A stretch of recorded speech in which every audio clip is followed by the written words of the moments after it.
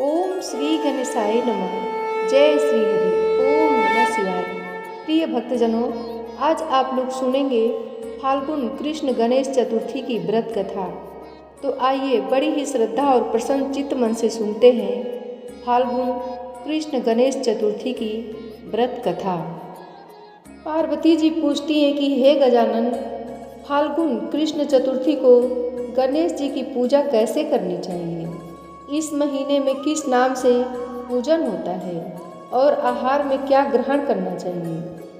गणेश जी ने कहा कि हे माता, फाल्गुन चतुर्थी को हे रंग नाम से गणेश जी की पूजा करनी चाहिए।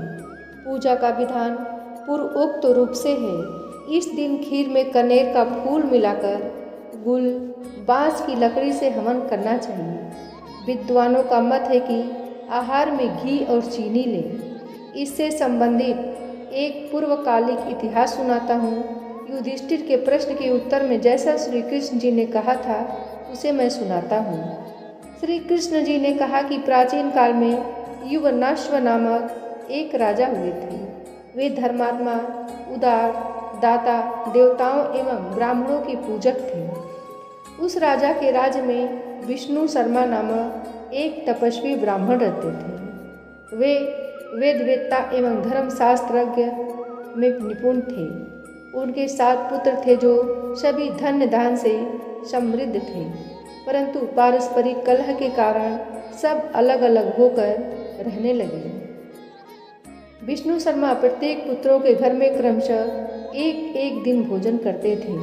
बहुत दिन बीतने के बाद वे जब बूढ़े होकर कमजोर हो गए, वृद्ध होने के कारण उनकी सभी बहुएं अनादर करने लगी। वे तिरस्कृत होकर रोते रहते थे। एक समय की बात है कि विष्णु शर्मा गणेश चतुर्थी का व्रत रहकर अपनी बड़ी पुत्रवधू के घर गए।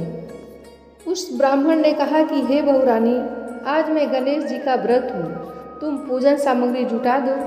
गणेश जी की प्रसन्न होकर प्रचुर धन देंगे। अपने ससुर की बात सुनकर बहू कर्कश स्वर में बोली कि हे दादाजी, मुझे घर के कामों से ही फुर्सत नहीं है, फिर इन झमेलों में पड़ने का कहाँ समय है। हे ससुर जी, आप हमेशा ही कोई न कोई नाटक रचते रहते हैं। आज गणेश जी का बहाना लेकर आप पहुँचे। मैं गणेश व्रत नहीं जानती हूँ और न तो गणेश जी को ही जानती हूँ। आप यहाँ से चले जाइए। इस प्रकार बहू की झिड़की सुनकर वह 6 बहुओं के घर बारी बारी से गया, परंतु सभी बहुओं ने वैसे ही बात कही। सभी जगहों से अपमानित होकर वह कृशकाय ब्राह्मण बहुत ही दुखी हुए। इसके बाद वह सबसे छोटी बहू के घर जाकर बैठ गया। छोटी बहू बहुत ही धनहीना थी। वह संकोच में पड़कर कहने लगी। ब्राह्मण ने कहा कि अरे बहुरानी, अब मैं कहाँ जाऊँ? 6 बहुओं ने फटकार दिया है। तुम्हारे यहाँ तो व्रत सामग्री एकत्रित करने का कोई साधन नहीं दिख रहा है। मैं स्वयं बहुत वृद्ध हूँ। हे कल्याणी बहू, मैं बार बार सोचता हूँ कि इस व्रत के सिद्धि मिलेगी और सभी कष्टों का अंत होगा। अपने ससुर की बात सुनकर छोटी बहू कहने लगी कि हे दादाजी, आप इतने दुखी क्यों हो रहे हैं? आप अपनी इच्छा के अनुसार व्रत कीजिए। मैं भी आपके साथ संकट नाशन व्रत को करूँगी। इससे हमारे दुखों का निवारण होगा। इतना कहकर छोटी बहू घर से बाहर जाकर भिक्षा मांग लाई। अपने और ससुर के लिए अलग अलग लड्डू बनाया। चंदन, फूल, अक्षत, फल, धूप, दीप, नैवेद्य और तांबूल उसने अलग अलग करके ससुर के साथ पूजन किया। पूजन करने के पश्चात उसने ससुर जी को सम्मानपूर्वक भोजन कराया। भोजन के अभाव में स्वयं कुछ भी न खाकर निराहार रही। हे देवी, अर्धरात्रि के बाद उसके ससुर विष्णु शर्मा को दस्त होने लगे, जिससे उसके दोनों पैर पर छींटे पड़ गए। उसने ससुर के पैर धुलाकर शरीर पोंछे। वह शोक करने लगी कि मुझ हतभागिनी के कारण आपकी ऐसी दशा क्यों हुई है। हे दादाजी, रात को अब मैं कहाँ जाऊँ? मुझे आप कोई उपाय बतलाइए। रात भर विलाप करते रहने के कारण अनजान में उसका जागरण भी हो गया और फिर सुबह हुई। छोटी बहू क्या देखती है कि उसके घर में हीरा, मोती, मड़ियों का ढेर पड़ा है, जिससे घर प्रकाशित हो रहा था। अब उसके ससुर का दस्त भी बंद हो चुका था। आश्चर्य में पड़कर बहू अपने ससुर से पूछने लगी, यह क्या बात है? यह संपत्ति किसकी है? अरे इतना मणि मूंगा आदि मेरे घर में कहाँ से आ गए? हे दादाजी, क्या कोई हम लोगों को चोरी में फंसाने के उद्देश्य से तो घर में नहीं डाल गया है? पतोही की बात सुनकर ब्राह्मण कहने लगा कि हे कल्याणी, यह सब तुम्हारी श्रद्धा का फल है। तुम्हारी भक्ति से गणेश जी तुम पर प्रसन्न हो गए हैं। इस व्रत के प्रभाव से ही गणेश जी ने तुम्हें इतनी संपत्ति दी है। बहू कहने लगी कि हे दादाजी, आप धन्य हैं, गणेश जी धन्य हैं। आपकी कृपा से ही गणेश जी प्रसन्न हुए हैं।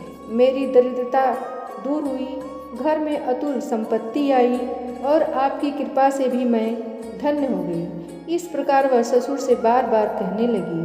अब छोटी बहू के घर में अपार संपत्ति देखकर अन्य सभी बहुओं के क्रोध की सीमा न रही। उन्होंने कहा कि बूढ़े ने अपने सर्वपूर्ण संचित धन को छोटी बहू को दे डाला।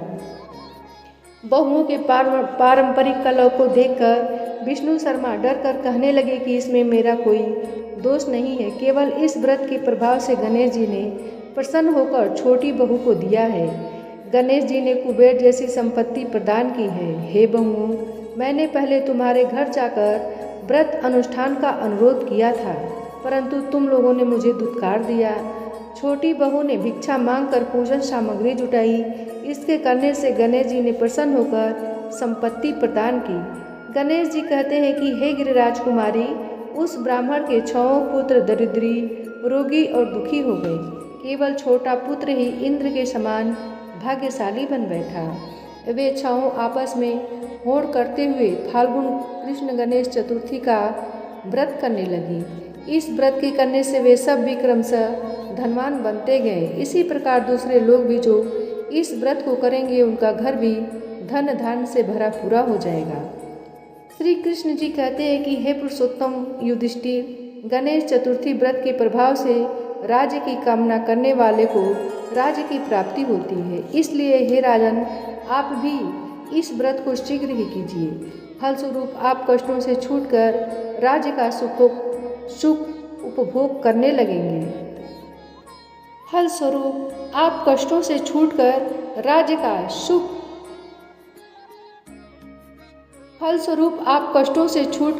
राज्य का सुख उपभोग करने लगेंगे। श्री कृष्ण जी के मुख से इस कथा को सुनकर युधिष्ठिर बहुत ही प्रसन्न हुए और व्रत करके गणेश जी की कृपा से अखंड राज के अधिकारी हुए।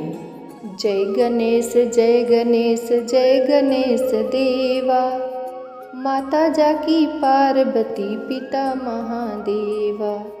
लड्डुअन को भोग लगे संत करे सेवा, जय गणेश जय गणेश जय गणेश देवा। एक दंत दयावंत 4 भुजाधारी, मस्तक सिंदूर सोहे मूस के सवारी। जय गणेश जय गणेश जय गणेश देवा, माता जाकी पार्वती पिता महादेवा। अंधन को आँख देत कोढ़िन को काया, बाझन को पुत्र देत निर्धन को माया। जय गणेश जय गणेश जय गणेश देवा, माता जाकी पार्वती पिता महादेवा। पान चढ़े फूल चढ़े और चढ़े मेवा, सूरदास शरण आए सुफल की जय सेवा। जय गणेश जय गणेश जय गणेश देवा, माता जाकी पार्वती पिता महादेवा। दीनन की लाज राखो शंभु सूतवारी, कामना को पूरा करो जग बलिहारी। जय गणेश जय गणेश जय गणेश देवा, माता जाकी पार्वती पिता महादेवा।